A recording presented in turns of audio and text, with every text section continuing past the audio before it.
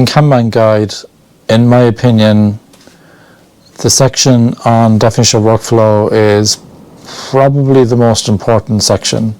If you don't understand your definition of workflow, a lot of other things don't really work that well in Kanban Guide as a result. Nothing wrong with what's in Kanban Guide, it's just that if you don't get that part, it's going to be difficult to really make progress.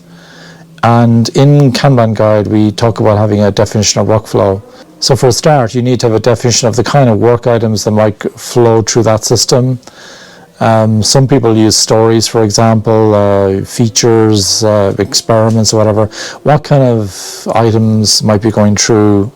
You don't need to have work item types per se in Kanban Guide. They're optional.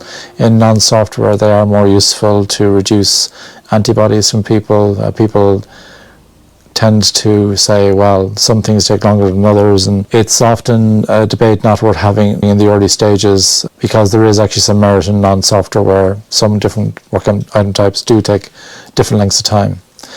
But putting it very simply, you need to define what kind of work goes through the system.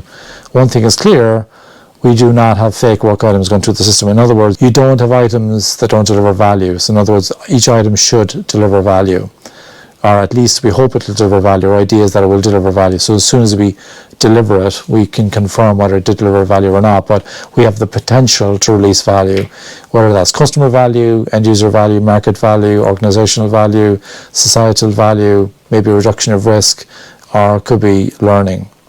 On the definition of workflow, you need to have at least one started point and one finished point. There's no limit really to how many started points and how many finished points you can have. Some finished points can overlap, some started points can overlap. You can even have a started point at the start of a column and a finished point at the end of a column. That's completely okay, totally acceptable. It's just that whatever you have as your started point and your finished point, you will have 4 measures to go along with that as well. So there'll be work in progress, what are the items that are in between the starter point and the finish point, throughput, how many work items are passing the finish point per time period, and you'll have work item age, which is how old are the items, how much time has elapsed since the items past the started point and they have not yet hit the finish point. And also cycle time, how long does work item take to get from the started point to the finish point. For each started point and finish point that you have, you will the 4 metrics will apply for each of those ranges. So if you've got a started point here, finish point there, another started point here, finish point there, the 4 measures will apply here and they'll apply there also.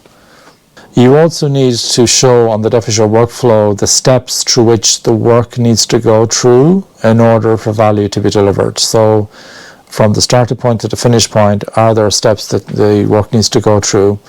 The most simplest definition of workflow of them all might have a starting point with 1 column and then a finish point, and the work just takes as long as it takes to get through that column. There might be a column as well for where the work goes past, where it is actually delivered, and we call that throughput. Throughput would be the measure of how many items get past the finish point in a particular period of time, be it a day, a week, a sprint, or whatever. On the definition of workflow also, you need to have explicit policies to demonstrate how work gets through the system. Kanban Guide isn't explicit about this, but you might have, for example, like a start or replenishment policy. So how do you decide when items come in past the started point? You might have a prioritization policy in terms of which item would you select. If you were to start, which item would you start?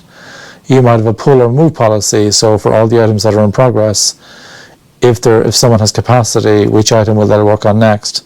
It's not always necessarily the item that you were just working on. You might have a policy that says it's based on, for example, relative item age, or you might say we're going to focus on blocked items first and aging, and then we're going to look at some other considerations. Also, you could have, for example, a policy for blocked items. So when are items blocked? What do you do when items are blocked? How is work in progress affected when items are blocked? Do we include blocked items in our WIP limits? Or do we have some exceptions where if, for example, an item has been blocked for 60 days and we made all the phone calls, sent all the emails, shook the tree, nothing's happening, we're thinking of cancelling the item. So now we're saying, okay, maybe we need to put traffic cones around this. We actually do want to exclude this item from our WIP so we can take in another item. your blocked policy could be explicit about this situation. You could also have exit criteria or entry criteria per column on your definition of workflow as well. And this makes it really clear to the Kanban system members when an item is supposed to move, for example, from one column to the next one. How do we know that it can legally do that?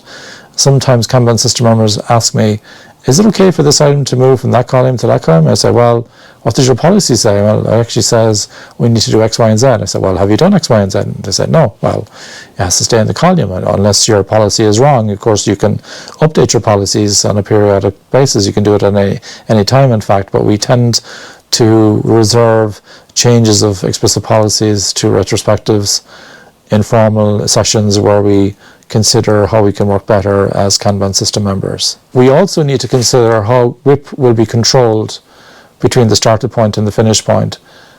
By which means are we going to ensure that work in progress doesn't go over a certain amount? You might have, for example, work in progress limits over certain columns, on certain swim lanes if you use swim lanes, on the active columns, for example, between the starter point and the finish point. There's all sorts of ways you can control work in progress, but the team needs to be explicit about that. In addition, there needs to be a service level expectation, which is essentially an aspiration for how long items would take to get from the starter point to the finish point. It's not a service level agreement, it's just that if we take an unstarted item and we think about starting it based on probabilities, what's the likelihood based on previous cycle times? How long is that item likely to take? We can either use an aspiration, we can base it on a guess, or we can use it based on historical data. My preference is to do it based on historical data so that we're using data to inform our decision making. That said, when Kanban system members think about taking an item in, they probably will look at right sizing the item. Kanban guide doesn't mandate that, but it would probably be recommended that you would look at the item and say, well, does this feel like it fits within our SLE? If it doesn't fit within our SLE, then maybe we need to break it down. One other point that I would just want to make clear about Kanban guide, you can have more than one definition of workflow on your Kanban board. And in some cases, that's really recommended. You might have different types of work going through the system, you might have different customers. I don't know what the situation is, you have different contexts, but there might be some reason why swim lanes wouldn't be enough to kind of segregate the work, where you actually might need different, almost like different Kanban designs, if you like. So you can actually have more than one definition of workflow on a Kanban board. You might have operational work, you might have investment work going through the board. And it might make sense that actually there's different columns, for example, for those different definitions of workflow. It might feel a bit too artificial having all that work going through the same definition of workflow, because actually the work doesn't quite fit that workflow. There are other ways, of course, as well. You know, if you had a paper board, for example, or if you had a whiteboard, you'd put crosses through the columns of the boxes, the cells where they don't apply for this particular type of work. But on electronic boards, we tend not to have that flexibility, so we tend to have an extra definition of workflow for different situations on the same Kanban board.